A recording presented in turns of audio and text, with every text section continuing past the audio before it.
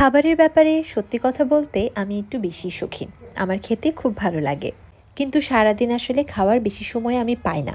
একটার পর একটা টানা শিডিউল। কখন খাবো? তাই বাড়ি ফিরেই আসলে খাওয়াটা হয়। এবং তখন অনেক সময় দেখি যে এত বেশি রাত হয়ে গেছে বা এমন একটা সময় এসেছি যে সময় খাবারটা হয় নেই, না হলে হয়তো গরম করে খেতে হবে অথবা তৈরি করে খেতে হবে। এসব উটকো ঝামেলা আমার একদম পছন্দ না, তাই আমি না খেয়ে ঘুমিয়ে পড়ি। আর কি রয়্যাল মাঠ আমার এই কথা ভেবে আমার জন্য দুটো মজাদার খাবার পাঠিয়েছে। একটা হচ্ছে মাংসের আচার, আরেকটা হচ্ছে বালা চাও। মাংসের আচার নিয়ে একটু আসি। গরুর মাংসের আচার, গরুর মাংস আসলে আমার তো ভালোই লাগে, আমার মনে হয় আপনাদেরও ভালো লাগে। আর গরুর মাংসের আচার যদি বাসায় থাকে, তার মানে প্রতিদিন গরু রান্না হোক আর না হোক, আপনি চাইলেই যে কোনো সময় যে কোনো পরিস্থিতিতে গরুর মাংসের স্বাদ নিতে পারবেন। তো ফার্স্টে আমি গরুর মাংসের যে আচার সেটা নিলাম, এরপরে নিলাম বালা চাউ। এই বালা চাউটাতে আছে কাচকি মাছ, চিংড়ি মাছ সহ আরও অনেক ধরনের শুটকি, পেঁয়াজ।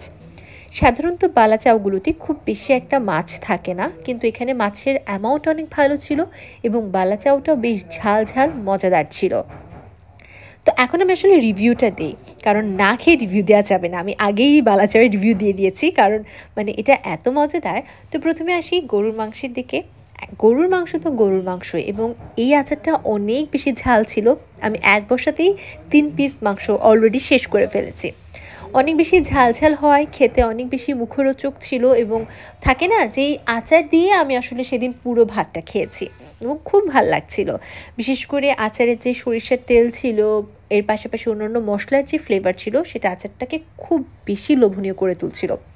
আর বালা চাও তো কেবল ভাত দিয়ে না, মুড়ি দিয়ে, চানাচুর দিয়ে এমনি স্ন্যাক্স হিসেবে খাওয়া যায়। তোমরা চাইলে বালা চাউটা আরও অনেকভাবেই খেতে পারো। গরুর মাংসের আচার বলো কিংবা বালা চাউ, দুটোই অনেক ঝাল ঝাল ছিল, যার জন্য আসলে খেতে খুব ভালো লাগছিল।